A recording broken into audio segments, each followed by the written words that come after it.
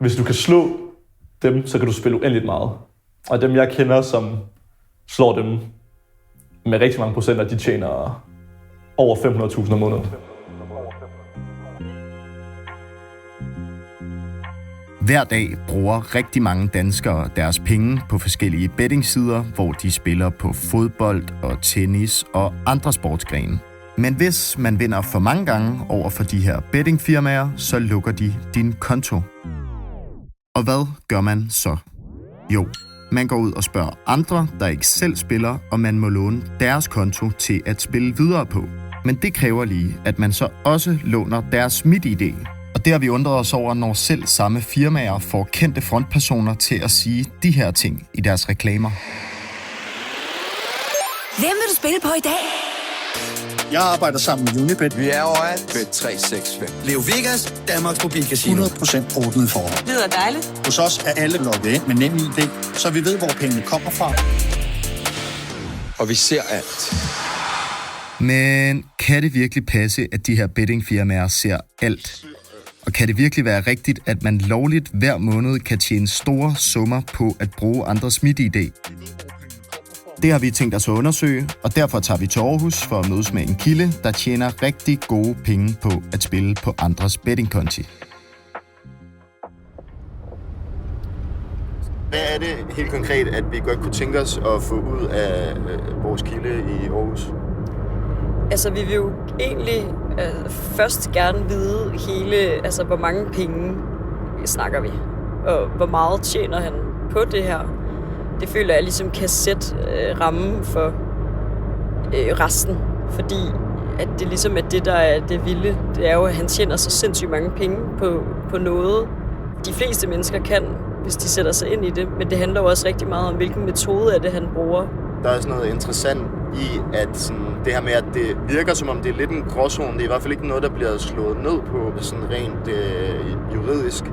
Generelt så tror jeg heller ikke, at vores mand i Aarhus han rigtig ved, hvad der ligesom er af lovgivning omkring det. Og så skal vi også finde ud af, på en eller anden måde, hvem der er skurken, altså, eller om der overhovedet er nogen skurk. For mig at se, så har bettingsiderne jo meget, meget, meget lidt sympati generelt. Og det er det også den følelse, jeg har haft, når vi har undersøgt det. Og nu er det vigtigt, at jeg lige nævner med hensyn til vores kilde, at vi har valgt at holde ham anonym. Men vi er udmærket klar over hans fulde navn og identitet.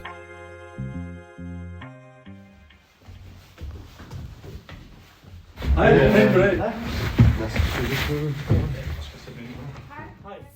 Du kan starte med at introducere dig selv.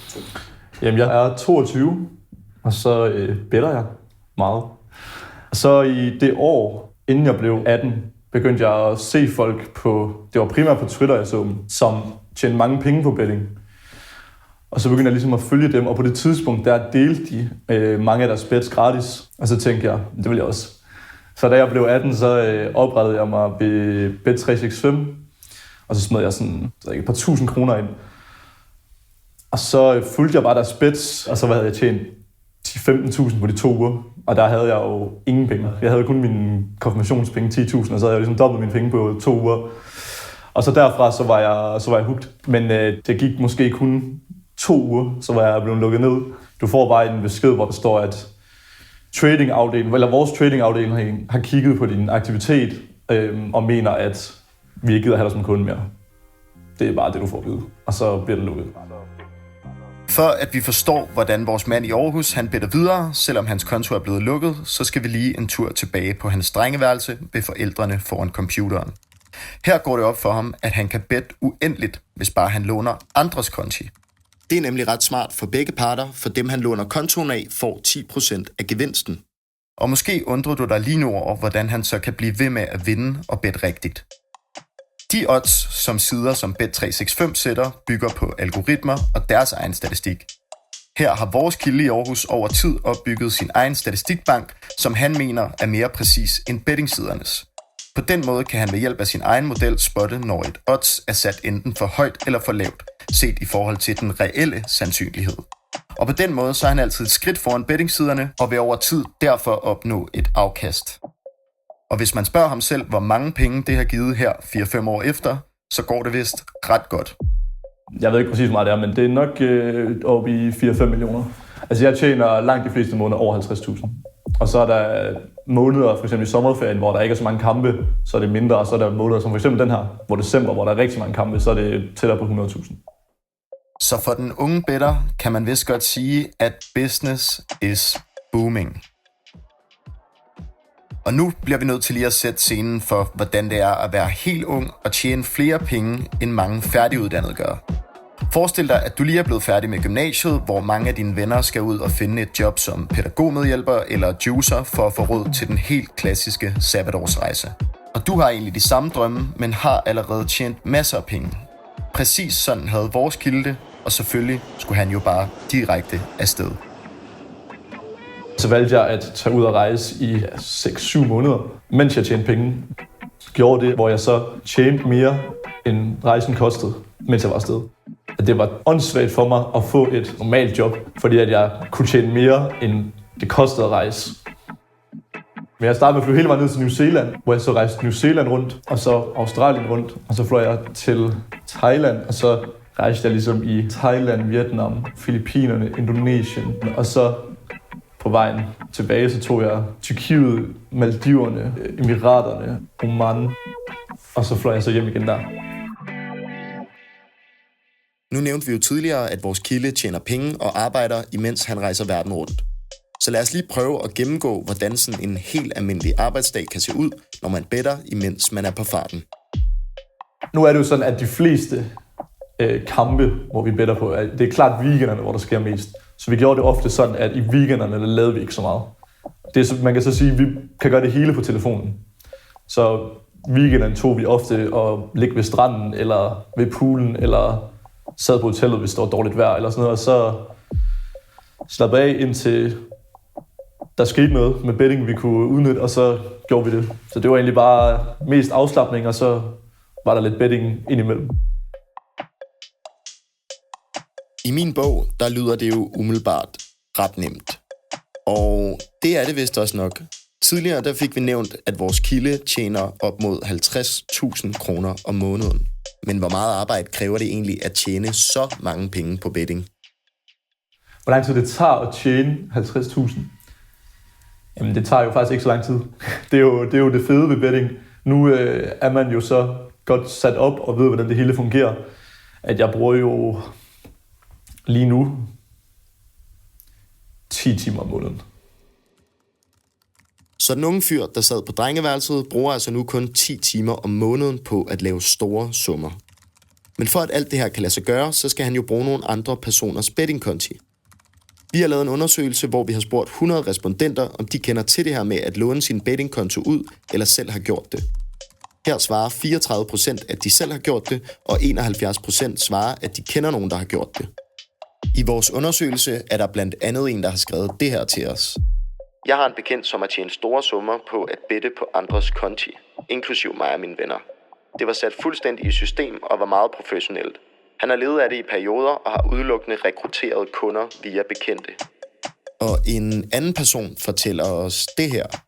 Jeg kender en, der beder sine venner om at bette 10.000 kroner på deres egen konto, men hvor han så sender pengene, de skal bette for, og vennerne ender så med at få 10% af kottet. Jeg ved, han tjener rigtig mange penge på det her. Okay, så noget tyder altså på, at vores kilde i Aarhus ikke er den eneste, der gør det her, eller kender til det her. Og det var jo egentlig også derfor, vi startede med at dykke ned i den her historie. Men vi lovede jo også til at starte med, at vi ville finde ud af, hvordan det overhovedet kan lade sig gøre at låne andres MitID, om det er lovligt, og hvem der egentlig har et ansvar for, at det her overhovedet kan lade sig gøre. Men det skulle vise sig ikke at være helt nemt. Så nu er det altså om at holde tungen lige i munden. Til en start kontaktede vi en række jurister med speciale i gambling, og der var svaret meget klart fra dem alle sammen. Kontakt Spillemyndigheden. Vi kontakter så Spillemyndigheden, og mens vi venter på svar fra dem, bliver vi rådgivet af en jurist til at kontakte Digitaliseringsstyrelsen. Det er nemlig dem, der sidder med bekendtgørelsen for reglerne til brug af MitID. Digitaliseringsstyrelsen udtaler så det her til os. Der er tale om paragraf 8, stykke 2-3. Privatpersonen skal håndtere MitID sikkert og forsvarligt, og skal foretage nødvendige foranstaltninger, som sikrer mod misbrug af privatpersonens digitale identitet. Privatpersonen skal således beskytte fysiske identifikationsmidler, adgangskoder, bruger-ID og MitID-app-pindkoder mod kompromittering og uautoriseret brug. Privatpersonen må ikke videregive adgangskoder og MitID-app-pindkoder til andre, da disse alene må kendes og anvendes af privatpersonen selv. Og hvad betyder det så? Det tænkte vi i hvert fald, da vi fik den her besked. Det betyder, at man ifølge reglerne for MitID ikke må låne sit MitID ud. Men om det er decideret ulovligt, det kan Digitaliseringsstyrelsen ikke svare på. Det står bare i bekendtgørelsen for MitID, og de opfordrer os til at tage fat i, surprise, spillemyndigheden. Men også i politiet, da de nok kan svares på, hvad lovgivningen siger inden for det her område. Så lad os da høre, hvad politiet har at sige. Kære jer, jeg vil anbefale jer at kontakte Spillemyndigheden, som er eksperter på dette område. I finder deres kontaktoplysninger lige her. Ja, deres kontaktoplysninger kender vi jo efterhånden rimelig godt. Men i mellemtiden er der faktisk kommet svar fra Spillemyndigheden. De skriver: Tak for jeres henvendelse, som jeg har fået videresendt af min kollega. Jeg undersøger, om vi kan svare på jeres spørgsmål og vender tilbage til jer hurtigst muligt. Med hensyn til de spørgsmål, der går rent på MitID, vil jeg også prøve at finde ud af, hvem I skal kontakte, da jeg forestiller mig, at vi ikke er de rette. Mens vi igen venter på svar fra Spillemyndigheden om, hvem der er de rigtige at kontakte i forbindelse med brugen af MitID, så vender vi lige tilbage til Digitaliseringsstyrelsen, der også anbefalede os at kontakte nogle af de spilleudbydere, vi har her i landet. Vi kontakter derfor en række spilleudbydere og spørger, om de kender til det her fænomen med at spille på andres bettingkonti. De eneste, der vender tilbage, er Danske Spil, og de udtaler til os, at vi skal tage fat i, Spillemyndigheden. Og nu er vi nået til den helt store finale, for der er nemlig kommet svar fra Spillemyndigheden. Maria Kronborg, som er kontorchef for Væddemål & Online Casino, udtaler til os: Det er et krav i spillelovgivningen, at spiludbyderne skal betinge registreringen som kunde af, at kunden udelukkende må handle på egne vegne. Det sker i spiludbydernes generelle betingelser. Men Spillemyndigheden skriver også til sidst i deres mail, at brug og misbrug af andres MitID kan udgøre dokumentfalsk efter straffeloven, og det skyldes, at det lidt kan sammenlignes med at skrive under med en falsk underskrift. Og det er derfor politiet, vi skal have fat i. Politiet, dem har vi haft fat i, og de bad os om at kontakte Spillemyndigheden. Så derfor ender vi nok et sted med en konklusion, der er, at det her er en gråzone. Vi er i hvert fald endt med at blive sendt fra den ene og den anden og den tredje rundt i en eller anden form for cirkel, hvor der ikke rigtig er nogen, der kender svaret. Og tilbage ved vores kilde i Aarhus har vi spurgt ham, hvad han har tænkt sig at gøre, hvis det ikke længere bliver en mulighed at bette på andres bettingkonti. Jeg har investeret ret mange penge, som går ret godt nu, af al den tid, jeg har lavet med betting, så jeg vil stadigvæk have fået en del ud af det, vil jeg sige.